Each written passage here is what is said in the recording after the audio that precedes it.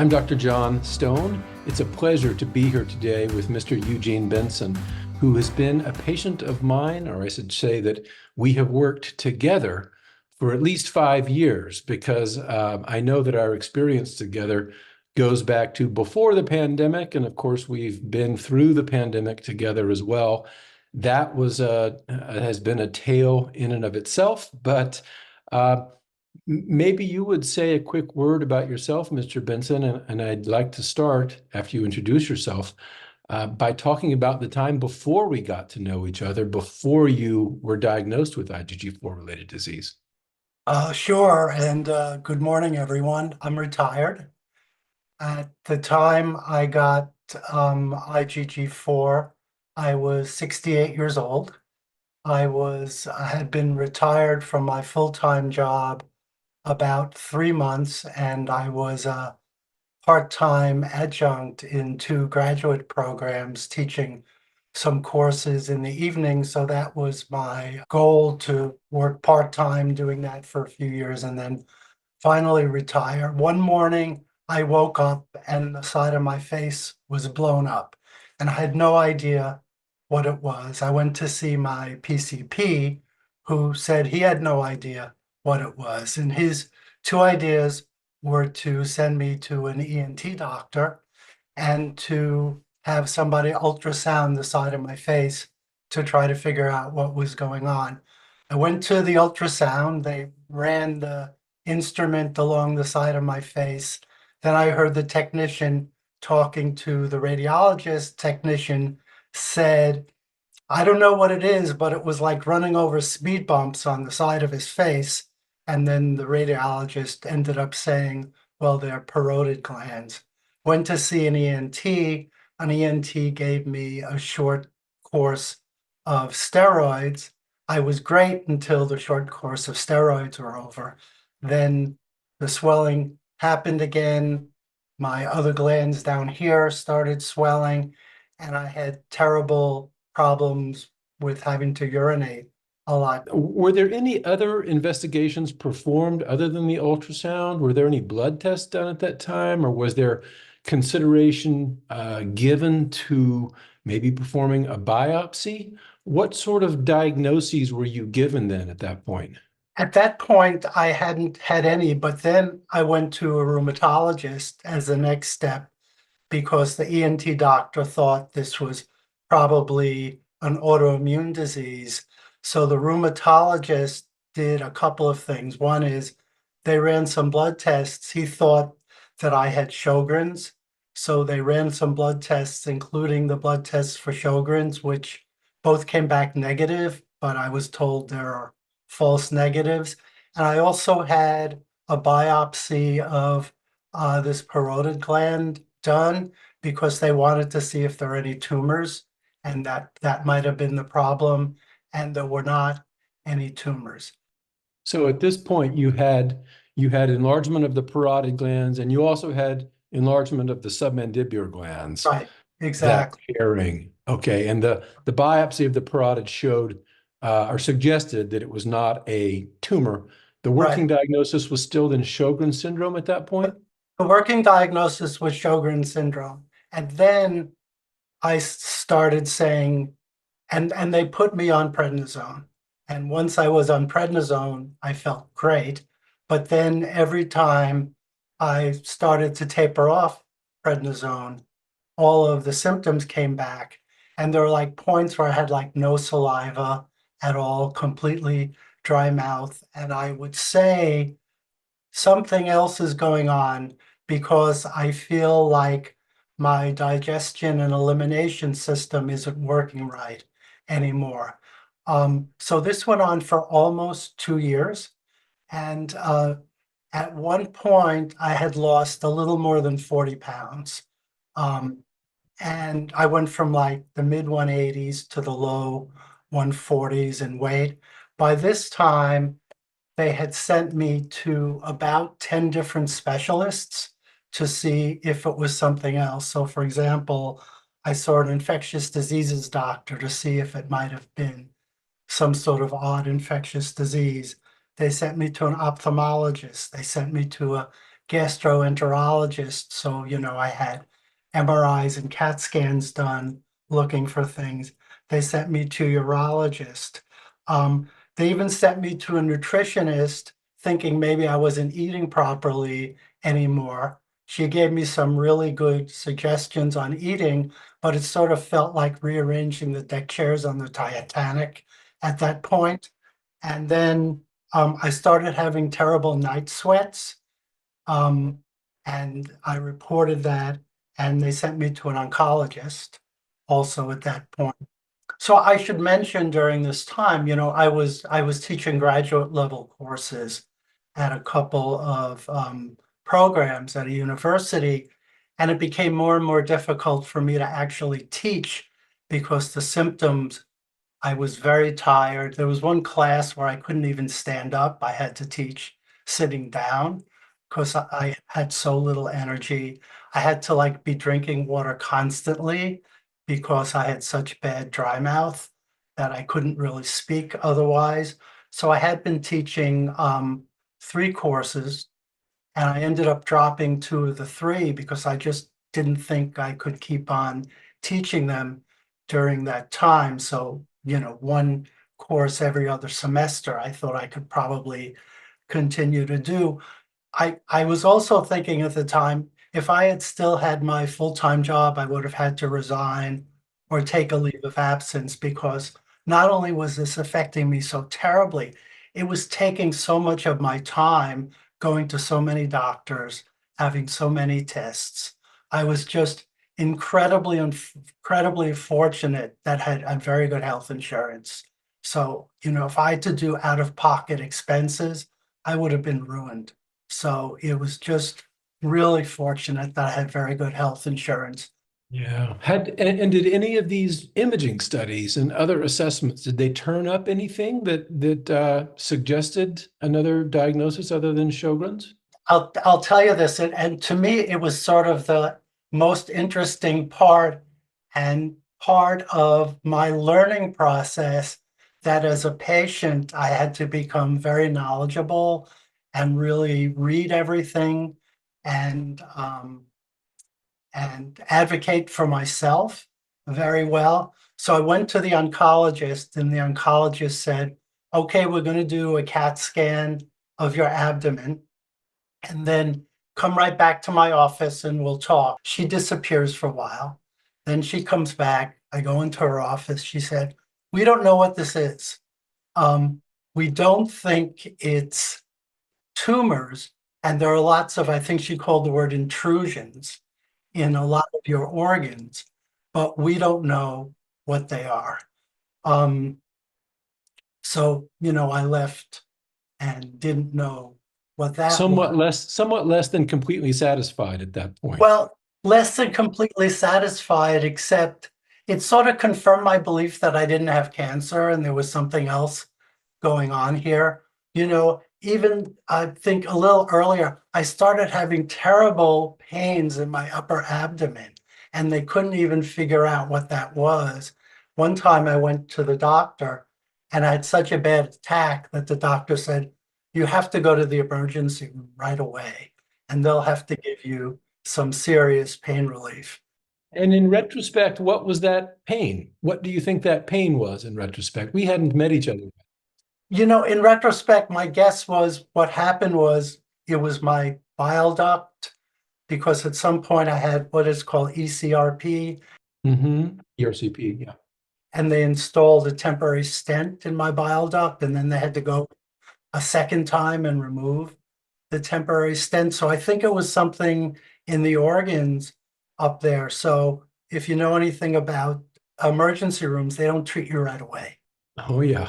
I had to sit there in pain for 3 or 4 hours before they decided that they could do something for me. And of course, by that time, the pain had subsided enough and I didn't need them anymore. But anyhow, um, so a few days later, I read the report from the radiologist, the one that had looked at the CAT scan of my abdomen, and the radiologist, the oncologist, had said, we don't, they're intrusions, they're not tumors. We have no idea what it is.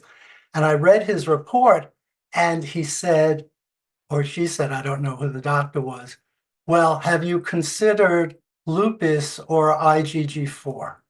And that was the first time I had ever heard of IgG4 So the diagnosis was suggested by the radiologist. by the radiologist. And I looked it up. And as soon as I read what I could find about it online, I've forgotten where it was, maybe it was NIH or something like that. I was like, damn, this is exactly what I have. It fits it to a T, right? So at that point, I don't think any of my doctors had come to that conclusion. So I immediately messaged, like, the 4 or 5 doctors I have been seeing the most and saying, would you please look at this? I think this is it, right? So then one of the doctors then sent me to the blood tests to look at the IgG numbers. And of course, I came back with an elevated IgG4 number. So I said, oh, great. Now we know what it is. Please put me on a high level of steroids and, and help me out here.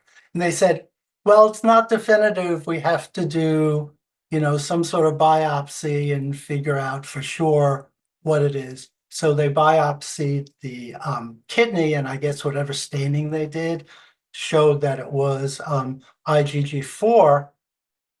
So they set me up for IgG4 treatment. At that point, they also said, gee, you might want to go see Dr. John Stone at MGH because he's a specialist in IgG4. And that's how you and I met.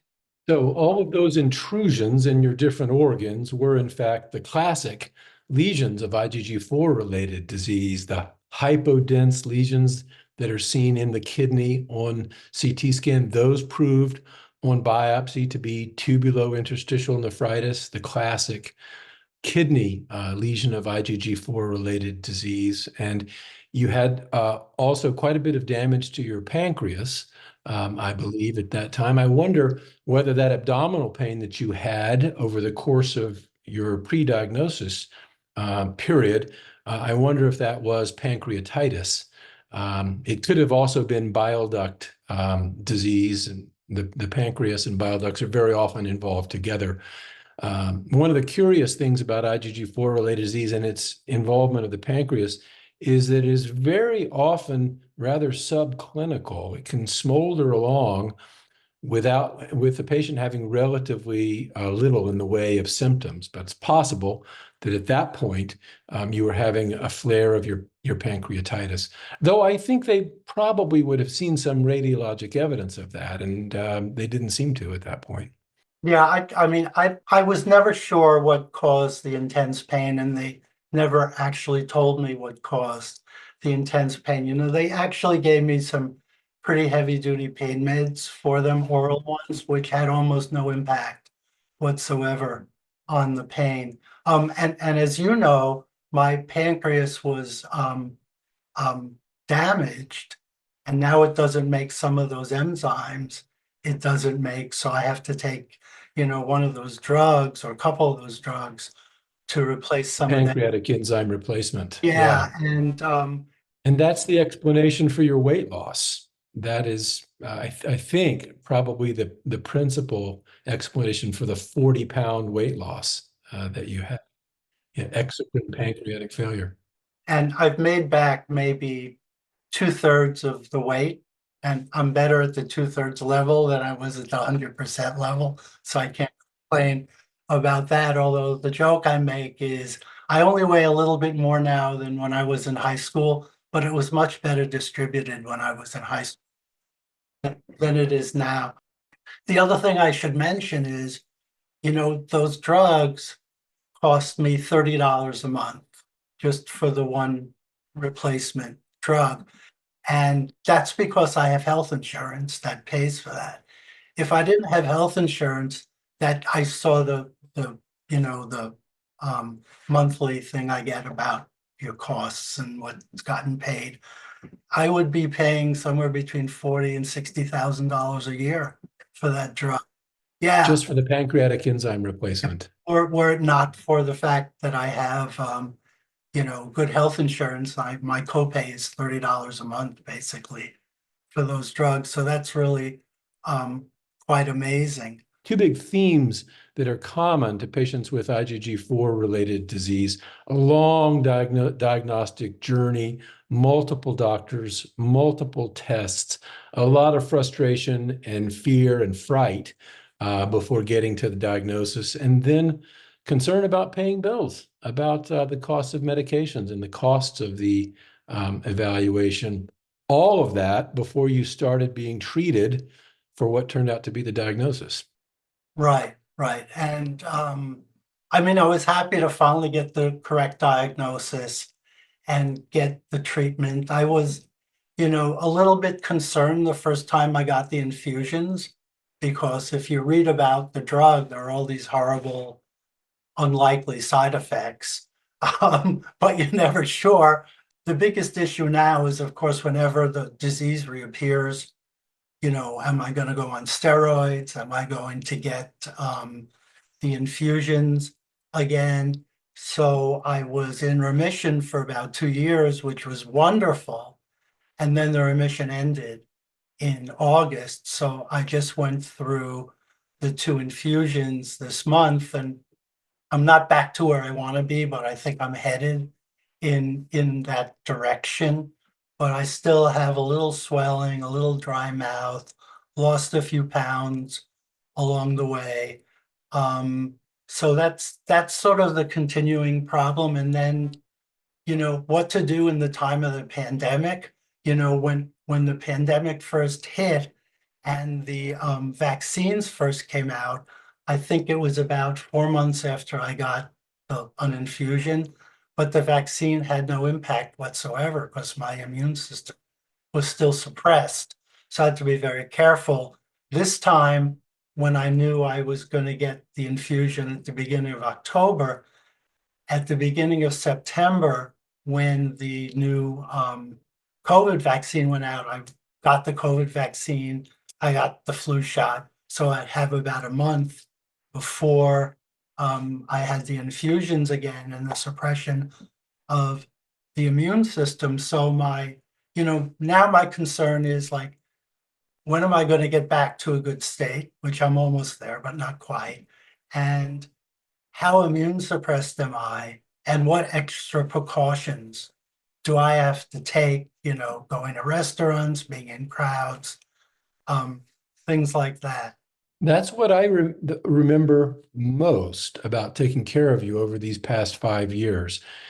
You came to me with the diagnosis reasonably well confirmed, and then in retrospect, having all of that history and a biopsy and your blood work, you were in fact the poster child for IgG4 related disease. The real difficulty for me in helping to manage your case was doing the dance with COVID and trying to make sure that you could have responses to vaccines once they became available. So I guess that's sort of where I am at the moment is, hoping I'm fine. Even when I'm feeling fine, it doesn't really have any impact on what I do, even though I'm retired.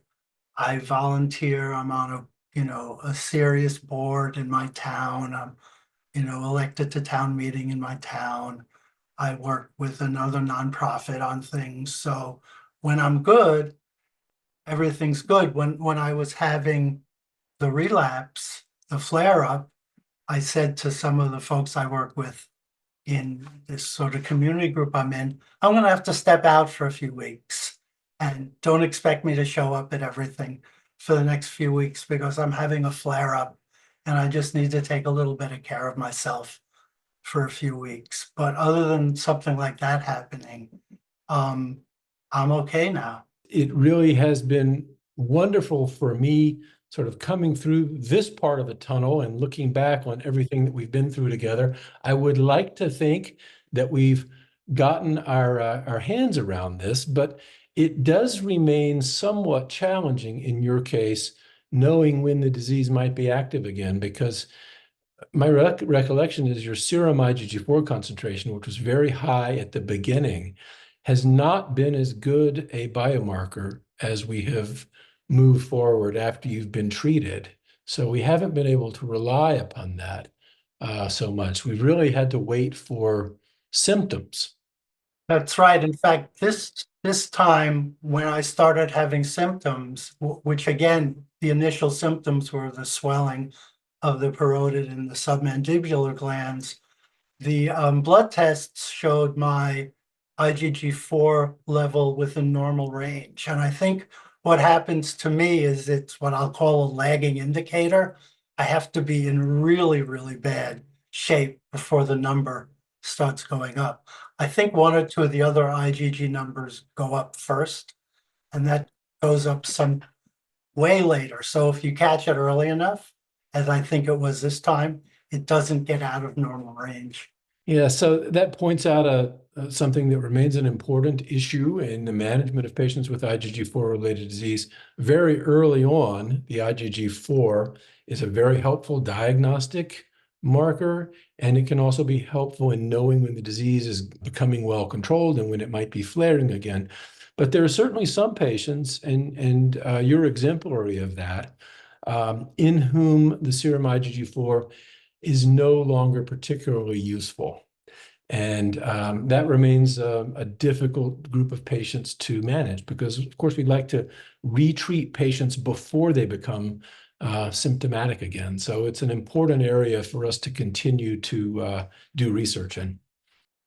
Yeah, and I'm just so grateful that you know your stuff and you're a great doctor for me to have as my doctor for all of this. So thank you for that. Thank you, Mr. Benson. Thank you very much for taking the time to share your experiences. It's very kind and generous of you to do this, given everything you have been through. But I know that all of the physicians watching this will benefit enormously from hearing you recount your story. So thank you very much for joining us. You're welcome. I just hope what I said will be helpful. Indeed, it will. I look forward to seeing you at the Jam in less than 3 weeks now. Yep.